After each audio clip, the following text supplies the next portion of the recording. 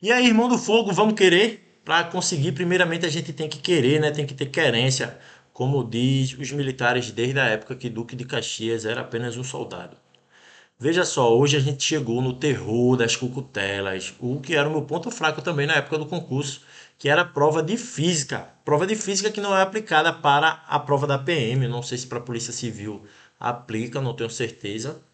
Mas eu sei que é o diferencial aí que o bombeirinho tem, tá? A prova do bombeiro tem a questão de física e a prova da PM não tem a questão de física. É um assunto a mais aí para você que está querendo ser do bombeiro e estudar, tá bom? Inclusive, durante o curso de formação da gente, o famoso CFHP, né? Curso de Formação e Habilitação de Praças, temos lá durante o curso uma disciplina de física aplicada à atividade do bombeiro militar, cujo eu tive a honra de ter tido como instrutor o Cabo Valério, que era do mesmo concurso que eu, 2018. 2017 ali, 2018, só que se formou primeiro, né? Só me formei em 2022. Tive a honra de ter um excelente instrutor. Era o meu ponto fraco também durante o concurso, como eu já falei. Então vamos aqui fazer aquela destrinchada da prova, tá? Saber se teve mais questões teóricas, se teve mais questões práticas, e aí eu já vou passar o meu bisu aqui para vocês. Como eu era fraco, burrão, quarta série fraca, em cálculos de física, então a minha estratégia foi a seguinte: primeiro eu vou estudar toda a parte teórica, que é só ler ali, eu não preciso raciocinar muito, é só pegar os conceitos ali básicos e fundamentais.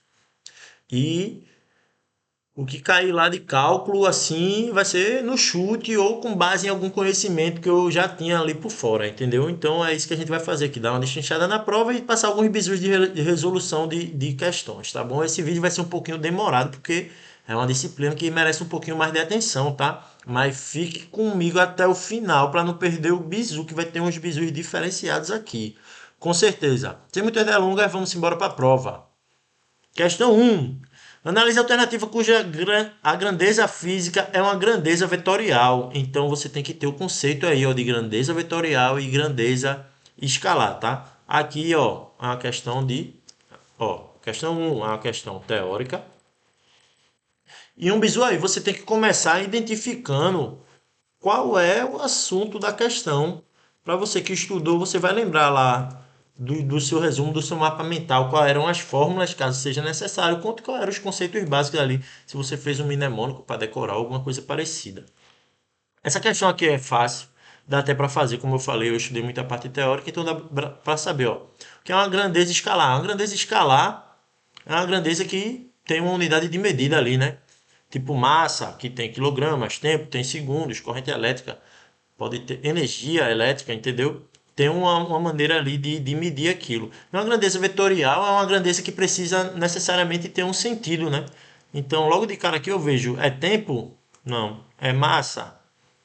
Não. Pode ser. Tem um vetor para baixo, né? A massa, o peso, sei lá. Intensidade de corrente elétrica e energia elétrica. Mas está óbvio que é deslocamento, né, pessoal? Uma grandeza vetorial, isso aí é um conceito básico de física, é o deslocamento. Então, a questão sobre grandezas, tá? E uma questão de fundamentos básicos. Então, a prova começou já com uma questão fácil, tá? Vamos para a segunda questão. A segunda questão também é uma questão, ó. Já dá para ver, tem uns numerozinhos aqui embaixo, mas dá para saber, ó, nesse contexto aqui que ele dá em cima, analise embaixo e assinala correta. Então eu já sei também que é uma questão teórica. E aqui ele já diz o assunto qual é, ó, mecânica, cinemática, dinâmica e estática. Então eu sei que é uma questão de mecânica e cinemática. Então já temos duas questões teóricas até agora, tá? Vamos ver se dá para a gente resolver aqui também. A mecânica é o campo da física, sendo dividida em três áreas: cinemática, dinâmica e estática. A cinemática estuda o movimento sem saber suas causas. Na dinâmica estuda o movimento e suas causas com base nos conceitos de força e suas leis. E na estática estuda-se o equilíbrio e a invariância dinâmica dos sistemas físicos. Ó. Mas para quem está com a teoria afiada aí, isso aqui não é um bicho de sete cabeças não. Hein? Nesse contexto, analisa as afirmativas corretas. A correta, né? A abaixo é assinala a correta. Então vamos ter quatro erradas aqui e uma correta. Quando eu não sei, tenho a mínima ideia sobre o que se trata a questão, eu uso a estratégia que é a seguinte: eu vou procurar aquilo que não tem nada a ver ou aquilo que bate de frente assim com um conceito básico, né? As questões elas sempre colocam uma alternativa ali esdrúxula que dá para estar na cara que não é aquela questão, tá? Então vamos dar uma olhada aqui rapidinho. Um corpo em movimento circular uniforme não apresenta variações em sua velocidade e em seu raio de trajetória. Então, ó, temos esse conceito aqui que você tem que saber também nessa questão, ó.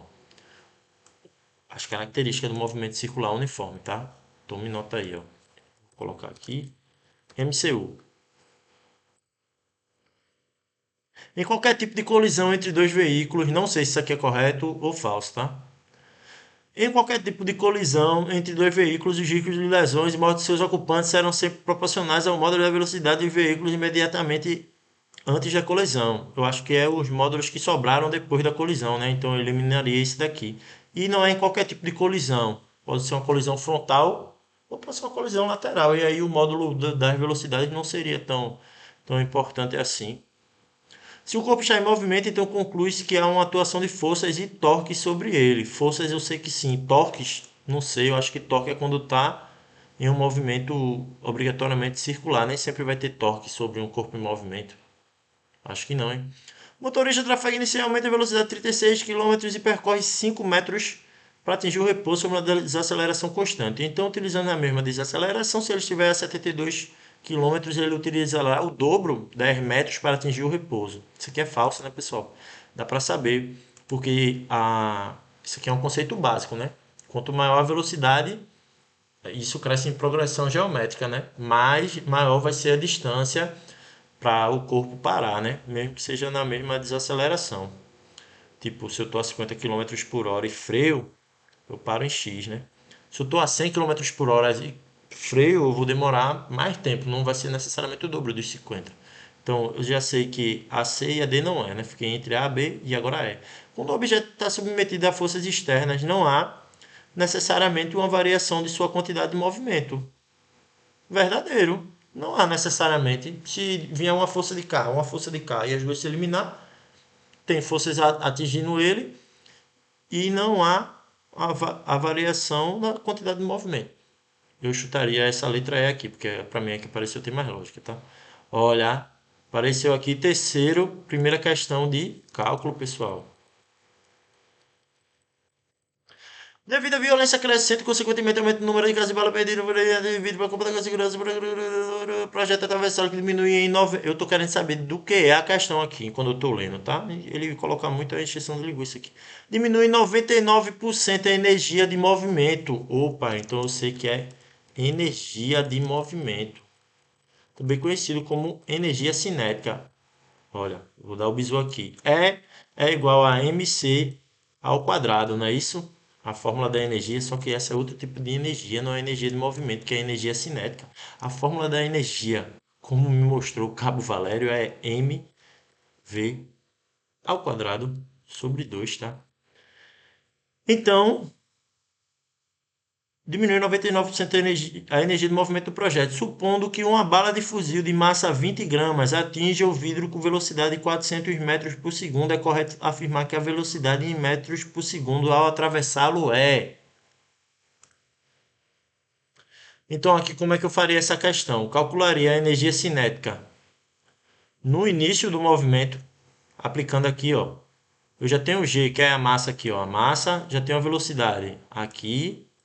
Aplicaria na fórmula, descobriria o EC zero, o EC inicial, né? E depois eu diminuiria 99%, né? Que é a energia que ele sai.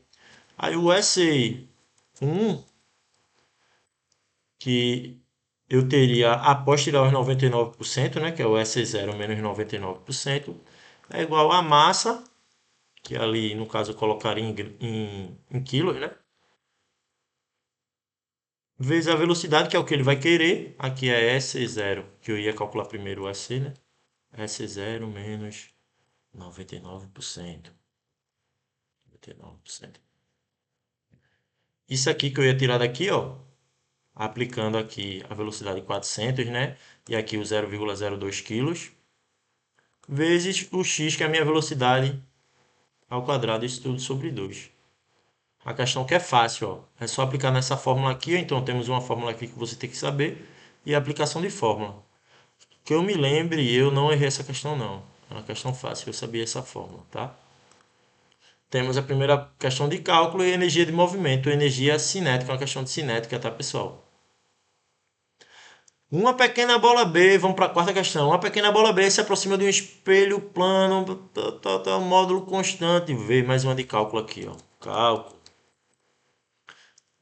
E a trajetória da bola faz um ângulo de 30 graus com a superfície do espelho. Sou burrão, viu? Tenho a mínima ideia de para onde vai a questão. De acordo com os princípios da óptica geométrica, é correto afirmar que. Então, a questão de óptica. Puta ótica mesmo, sem o P. Ótica. Será que dá para tentar aqui, ó?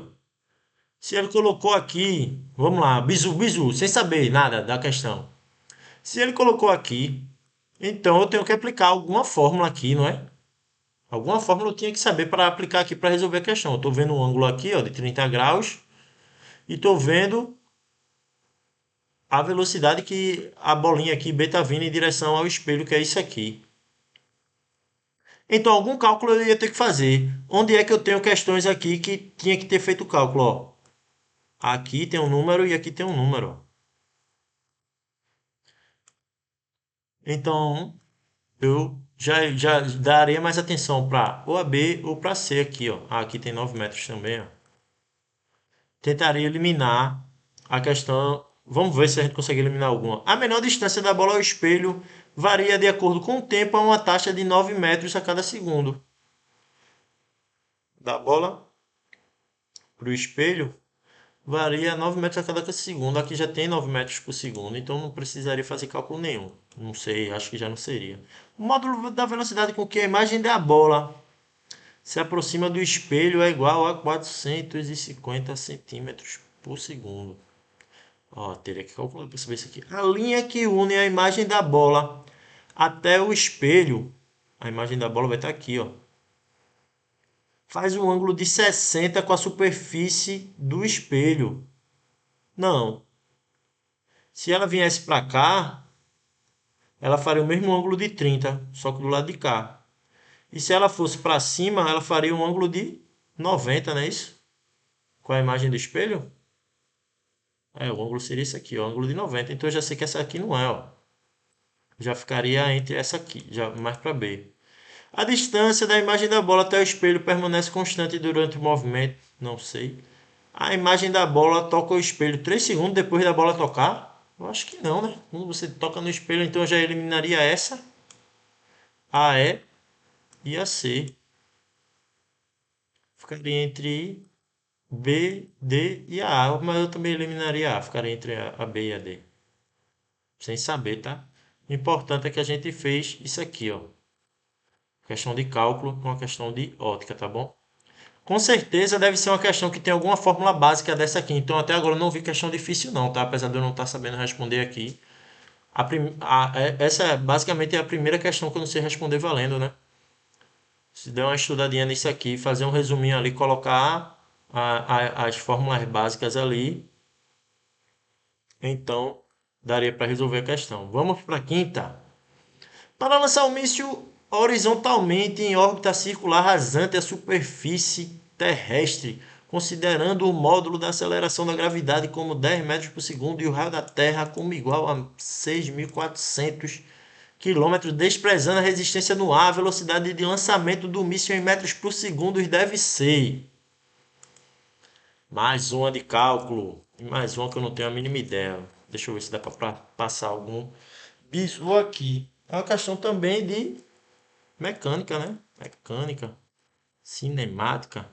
Você vai procurar videoaulas de lançamento horizontal, é? Lançamento horizontal, horizontal e vertical. Mas eu sei aqui o seguinte, olhando, vamos tentar eliminar algumas.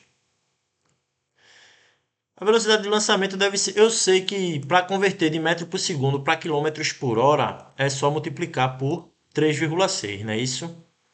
Então eu vou pegar aqui ó, o 0,8 e vou multiplicar pelo 3,6. A questão de física, ela tem que ter pelo menos uma lógica ali, né? Tem que ter pelo menos uma lógica. Deixa eu colocar aqui a calculadora. A questão de física tem que ter pelo menos uma lógica. Então, 0,8 vezes 3,6, eu tenho 2,88 quilômetros por hora. Então, se eu lançar um foguete a 2,88 quilômetros por hora, ele vai chegar nos 6.400 quilômetros? É óbvio que não, né? Então, eu já sei que aqui o 8, ó, eu corria uma vírgula, seria 28 quilômetros por hora, também não seria. O 80, letra C, daria 288 quilômetros por hora. Seria a velocidade de lançamento de um foguete? Não, tem carro, né? O pessoal faz vídeo aí no YouTube de moto andando a essa velocidade, quase 300 quilômetros por hora. 2.888, que seria esse aqui, ó. Não é isso? É. Ficaria já entre a D e a letra E aqui, ó. Quanto é a barreira da velocidade do som? Deixa eu colocar aqui, ó. Velocidade do som, se eu não me engano, é 340 metros por segundo. É isso mesmo, ó. 340 metros por segundo. Então, se 340 metros por segundo passa um foguete, um Blackbird, né? Da Marinha Americana. Marinha é fogo, né? Da Aeronáutica Americana. Acho que a Marinha também tem jato lá, né? Então seria o dobro. Eu acho que eu chutaria aqui. O deu é, viu? Eu acho que eu iria na E. 8.000, deixa eu ver aqui. 8.000. Indo por lógica, sem saber calcular nada aqui, tá, pessoal? Isso aqui tem um cálculo. Mas sem saber calcular nada. Deve ter uma fórmula aqui. Vezes 3,6 daria 28.000 quilômetros por hora. Será que essa é a velocidade de um foguete? Agora eu fiquei curioso, vamos colocar no Google aqui. Velocidade de lançamento de um foguete. Ó, é essa mesmo. Claro que a gente não ia saber na hora da prova, tá? Mas já deu para sacar, né? Que você iria ficar aqui com 50% de chance aqui, ó. Agora que você já tem a informação, já vai grandão aqui, ó. Beleza? Então, a quinta questão é a questão de cinemática de lançamento. Mais uma questão de cálculo. Então, até agora tá o quê? Cálculo tá ganhando, tá? Três questões de cálculo e duas questões teóricas. Vamos para a sexta. Um edifício de 15 andares desabou após um incêndio nessa quinta-feira em Teherã. Pelo menos 20 bombeiros morreram no desabamento.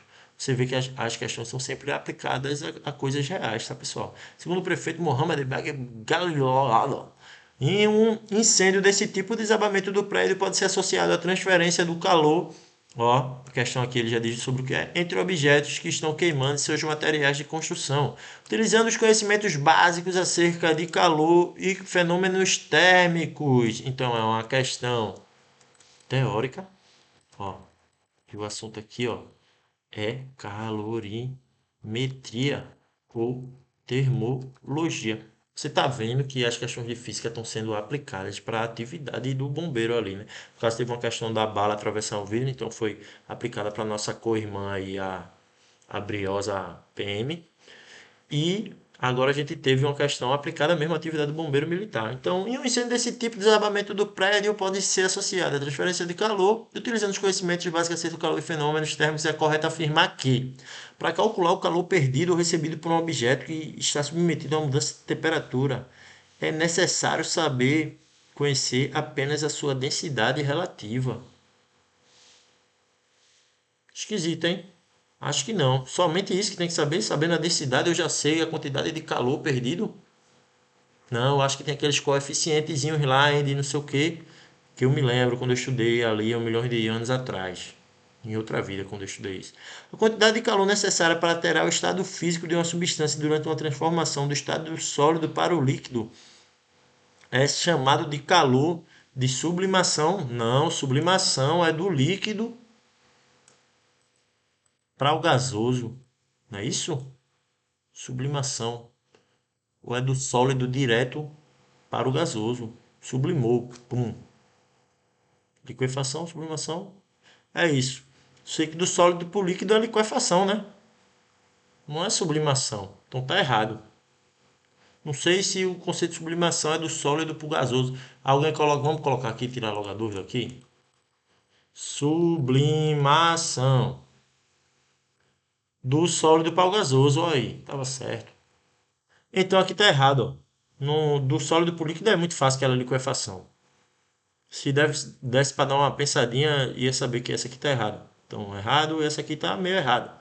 Letra C. Uma explicação para o colapso do prédio é que os materiais em seu interior primeiro têm seu estado físico alterado e na sequência mudam de temperatura, rompendo seu estado de equilíbrio.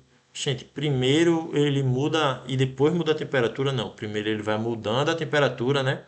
Vai perdendo calor ou ganhando calor e depois ele tem o estado físico dele alterado. Ele vai derretendo ou ele vai do sólido direto para o gasoso. Depende, então essa aqui também não. Se o calor específico de uma substância é muito alto, isso significa que a temperatura é alterada com facilidade, ou seja, com pequenas quantidades de calor. Aqui ele mesmo já entrou em contradição, ó. Então já sei que é a letra E. Se o calor específico de uma substância é muito alto, ele é alterado com pequenas quantidades de calor? Não, ele vai ser alterado com grandes quantidades de calor, né? Porque ele precisa de um calor específico muito grande para alterar a temperatura dele. Isso aqui, básico também, ó. Só lendo já dava para resolver essa questão. Então, até agora, eu acho que a gente teve uma questão difícil. Para quem estudou, nenhuma das questões aqui estava difícil até agora, não, tá, pessoal? Até a sexta aqui, ó. O pessoal ali que decorou uma fórmula ou outra ia se dar melhor. Mas, vamos ler a letra E. O principal motivo pela qual a água é utilizada no resfriamento de superfícies e no combate a incêndios reside na sua alta capacidade calorífica. Verdadeiro. A água tem uma alta capacidade calorífica, ela rouba o calor das substâncias que evapora de uma maneira muito rápida, né? Então é por causa disso mesmo. Então o sexto eu já anotei lá sobre o que era, era uma questão teórica de calorimetria. Aqui já dá pra gente ver, ó, números. Então é uma questão de cálculo. Até agora tá meio a prova, hein? Supondo que o preço unitário da energia elétrica cobrada para a concessionária local é 0,75 kW por hora, centavos por quilowatts por hora. Então, uma lâmpada de 100 watts ligada a uma diferença de potencial de 200 volts em um período de um dia em reais custa. Vamos lá. Essa é uma questão de eletricidade. Não é isso? Aqui eu já tenho que saber o que é o que? Potência, ó, que ele fala ali, ó. Potência.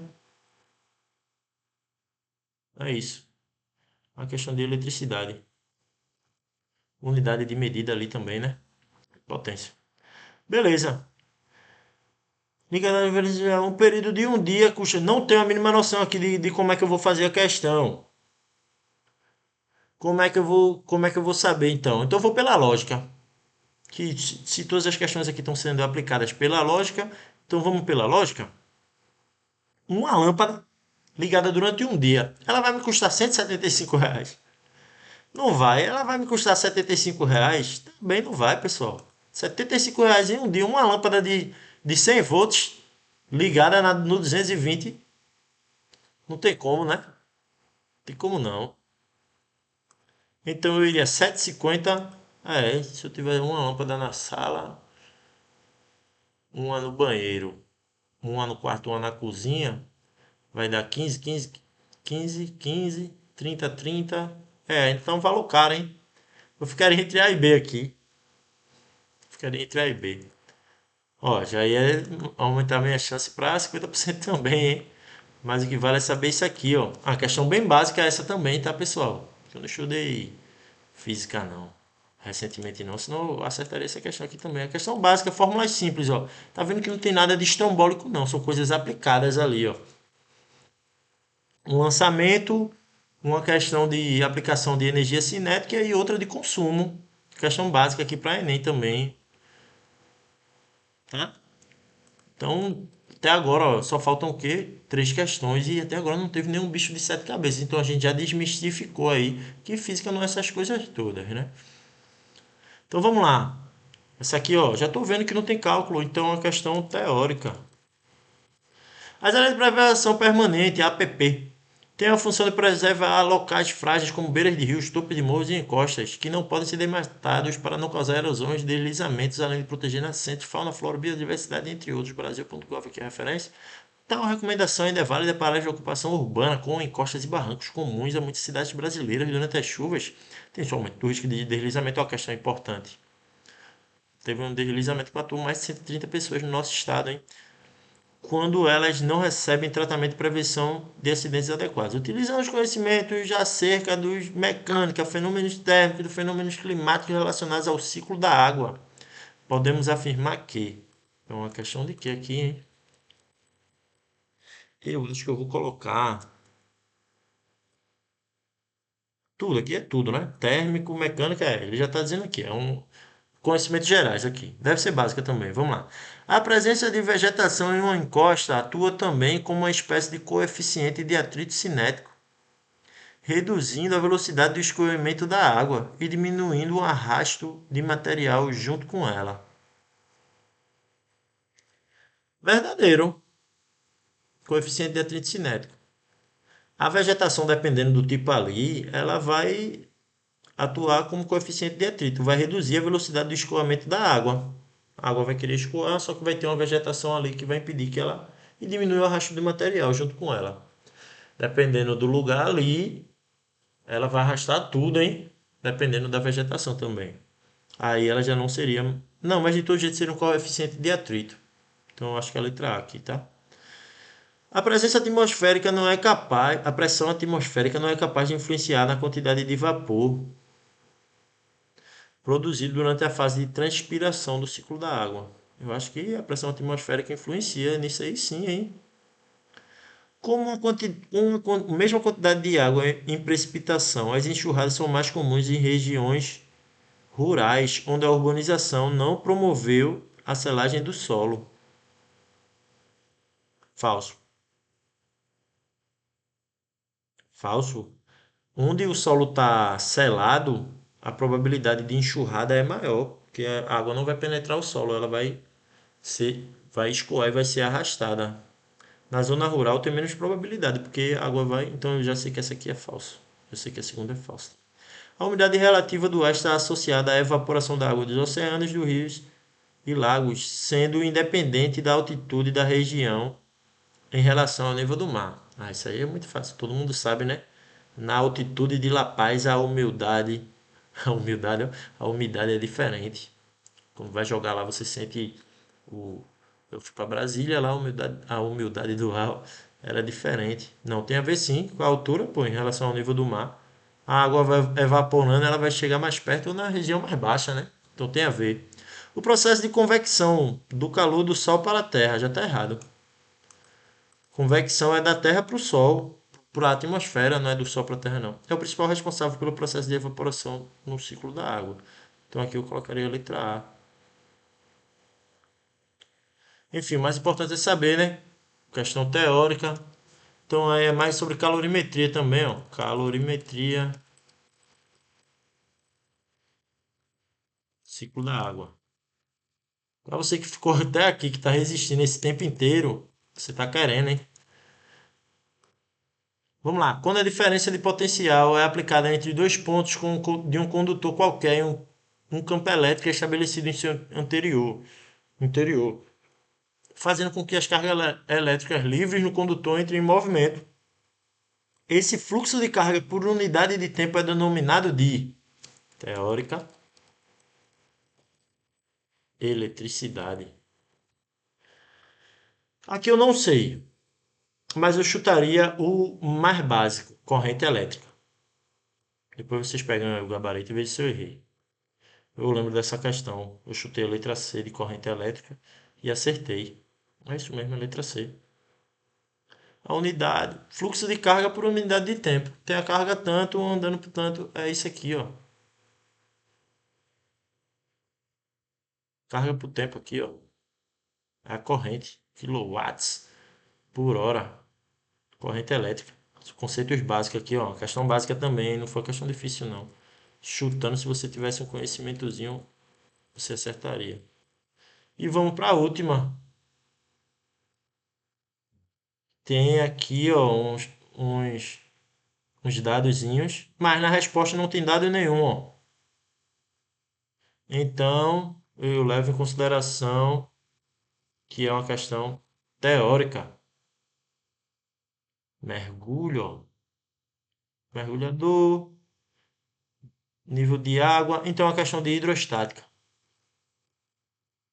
Hidrostática. Antes de fazer ela, a gente já chegou aqui na segunda conclusão, ó. Tivemos 6 questões teóricas. Olha o bizu de quem ficou até o final.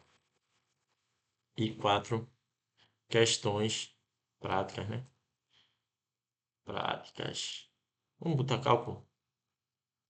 E 4 questões de cálculos, ou seja, quem estudou mais teoria do que cálculo se deu melhor. Quem estudou os dois, eu acho que erraria ali uma ou duas questões de cálculo só. Quem estudou muito acertaria todas. A prova não foi tão difícil não, olhando dessa visão aqui agora. Dava para eliminar várias questões e ficar com 50% de chance ali de acertar, tá? Vamos dar uma olhada na última questão? O que quase todo mergulhador sabe é que a doença descompressiva é causada por bolhas de nitrogênio, que se expandem no sangue ou nos tecidos do corpo, causando lesões em graus variáveis. De maneira simples, vamos entender como as bolhas surgem. Segundo a lei de Henry, a solubilidade de um gás no meio líquido é diretamente proporcional à sua pressão parcial. Diretamente proporcional quer dizer o quê? Que se a pressão aumenta, a solubilidade do gás aumenta. Se a pressão diminui, a solubilidade do gás também diminui. Traduzindo, quanto mais pressuridade estiver o gás, mais solúvel ele fica, tá bom? Ó, Brasil, mergulho, doença descompressiva. Importante isso aqui. Considerando a densidade da água a 1 grama por centímetro cúbico, o módulo da aceleração da gravidade como 10 metros por segundo ao quadrado e a pressão atmosférica no nível da água como ATM, analise as afirmativas abaixo e assinale a correta. Em 1 metro de profundidade, respiramos o dobro de pressão de ar em consequência de nitrogênio. Falso. Em 1 metro só de profundidade, tu já recebe o dobro de pressão, não. A cada 10 metros, a pressão dobra. Isso aí é um conceito que já é básico aí, a gente sabe. A cada 10 metros de profundidade, a pressão dobra. E em consequência de nitrogênio. Falso. Após mergulharmos, o gás nitrogênio disponível nos tanques de respiração utilizados vai ficando menos solúvel à medida que subimos, podendo haver formação de bolhas. Ó, o gás nitrogênio é o gás nitrogênio que ele falou aqui em cima, tá? Disponível no tanque de respiração vai ficando menos solúvel à medida que subimos. Isso. Quando desce, a pressão aumenta. Então aumenta a solubilidade. Olha aqui, ó. Quanto mais pressurizado, mais solúvel ele fica, podendo haver a formação de bolhas. À medida que sobe, pode ter a formação de bolhas. Já quando a pessoa sobe rápido, a pressão diminui, né? Se a pessoa não soltar o ar, aquele ar que está preso dentro dela, que lá embaixo estava bem comprimidozinho, vai aumentar e pode explodir lá. Então, relativamente certa. No mergulho na água, quanto mais fundo, menos gás é absorvido pelo corpo. Falso, ele já disse aqui, ó. Quanto mais fundo, mais pressão lá embaixo, né? Mais solúvel ele fica. Mais solúvel ele ficando, mais gás vai ser absorvido. Após mergulharmos, o gás oxigênio disponível nos tanques de respiração utilizado no mergulho vai ficando menos solúvel à medida que descemos. Olha, então qual é o gás que tem lá dentro, afinal? É nitrogênio ou oxigênio? Se no título ele falou nitrogênio, então eu vou levar em consideração a informação do título, tá? Bizu de prova aí. Mas eu acho que dentro do cilindro é uma mistura de gases, né? Tem que ter oxigênio também, senão ninguém vai aguentar ficar só respirando nitrogênio lá embaixo, não. Disponibilidade de respiração vai ficando menos solúvel à medida que descemos. De todo jeito tá errado aqui, ó. À medida que desce, ele vai ficando mais solúvel, porque lá embaixo tem mais pressão. Então é falso também. Após um mergulho profundo, é recomendável fazer a subida rapidamente para evitar a formação de bolhas no sangue. Já sei que é falso. Se você subir rapidamente, olha, babau. A bolha de gás que era pequenininha, né? Não vai ter mais aquela pressão da água nela, ela vai aumentar de tamanho. Se você não soltar o ar, colocar essa bolha para fora, ficar prendendo lá, ela vai fazer uma bolha maior e você vai explodir na subida. Bom, é isso. Serviu para quê? Saber que nós tivemos 6 questões teóricas e 4 práticas, ou seja, serviu para desmistificar também que a prova não era tão difícil assim, tá? Qualquer dúvida, vocês entram em contato comigo através do meu Instagram, @limarquinho, ou através aqui dos comentários. Mandem aí ideias de vídeo. Para você que ficou aqui até o final, cara, é isso, você tá querendo. Então você é merecedor, né? Existem os que querem, mas não podem, os que podem, mas não querem, e os que querem, que podem e que serão, tá bom? Salvar. Até a próxima. Se inscreve aí no canal, pô. Não se esquece não de se inscrever.